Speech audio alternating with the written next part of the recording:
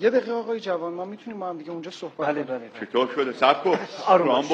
آروم باش، هیچی نیست. هر چی از حقیقتشو به خودم بگو، متوان شد. هیچی نیست، نگران هیچی نباش. آقای جوان، یه اتفاق خیلی عجیب افتاد. من تا الان همچین چیزی رو تجربه نکردم. ایشون گراویندکسشون مثبته. چی هست؟ خدایا خود کمک. نمیدونم چجوری باید بگم، خیلی عجیبه. ایشون باردارن.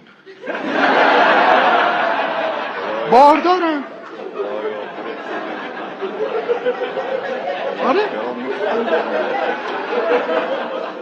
اصلا عجیبه، من تا الان ندیدم همچین چیزی رو. نگاه کنید اصلا زیاده.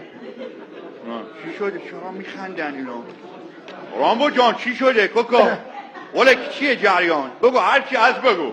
اگه به خدا اگه 2 روزم به عمرم مونده باشه من راضی هستم. هر چی هست بگو جان. جناب خان واقعیتش اینه که بگو جان چی شده؟ در اصل باید به تبریک بگم. تبریک چی؟ جان چی شده رامبو؟ شما گراویندکست مثبته. گراویندکسم مثبت شد؟ آره. خدا رو شکر بالاخره بین همه منفیا گراویندکسمون الحمدلله مثبت در اومد. این اون وقت معنیش اینه که چیه؟ شما باردارین.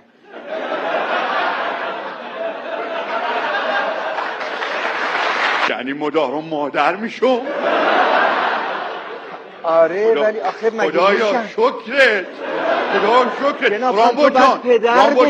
رامبو پسر دختریش هم معلومه؟ با خدا برام مهم نیست، فقط مهم اینه که سالم باشه. ولی آخه تو باید پدر بشی.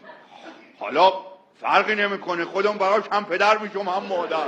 چه لذتی داره دست بچه میگیرم آروم راه رفتن یادش میدون. شما این بچه هم نمیتونی به ما ببینی؟ ای بابا